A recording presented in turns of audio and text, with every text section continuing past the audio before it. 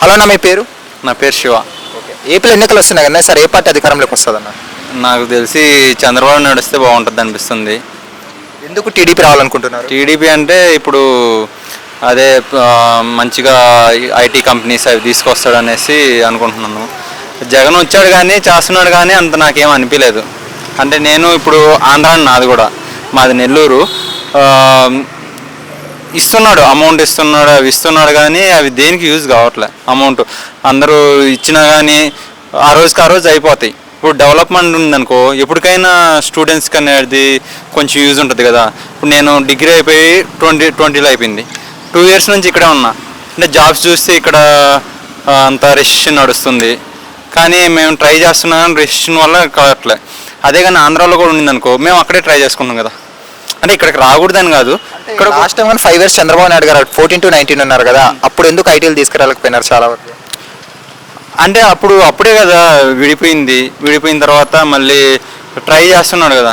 ఇంకా ఒక పక్క రాజధాని నిర్మిస్తున్నాడు, దానివల్ల అంత కాలేకపోయింది అనమాట. అంటే అతను కూడా అప్పుడు అంత చేయలేకపోయాడు కూడా. జగన్మోహన్ రెడ్డి గారు పేద ప్రజల మీద ఫోకస్ చేస్తున్నాను అంటూ అందుకే సంక్షేమ పథకాలు ఇవన్నీ ఇస్తున్నాను అంటున్నారు. అదే కదా నేను చెప్పేది, బెటరే.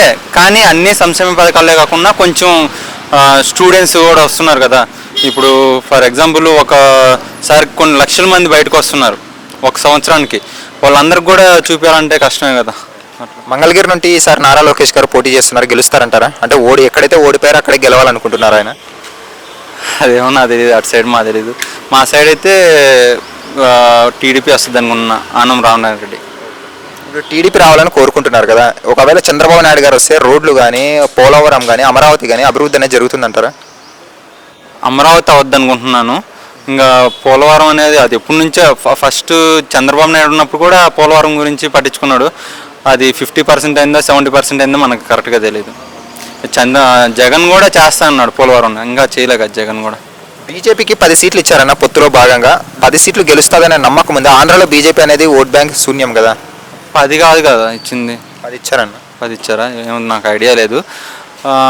అసలు లేదు కదా, బీజేపీ అనే లేదు. ఏ ధైర్యంతో ఇచ్చారని ఇంకా పొత్తు కాబట్టి వస్తుంది అనుకుంటున్నారేమో. అంటే దానివల్ల మైనారిటీ ఓట్లు చీలిపోతాయి అంటున్నారు.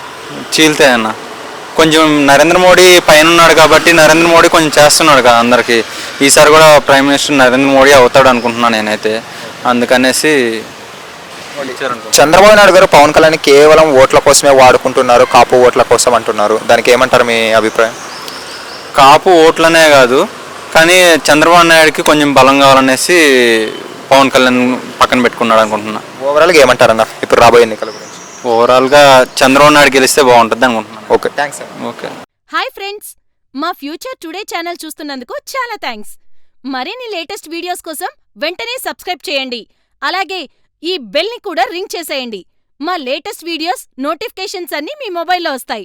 మా వీడియోస్ మీకు నచ్చితే లైక్ చేయండి, షేర్ చేయండి, నచ్చకపోతే కామెంట్ చేయండి.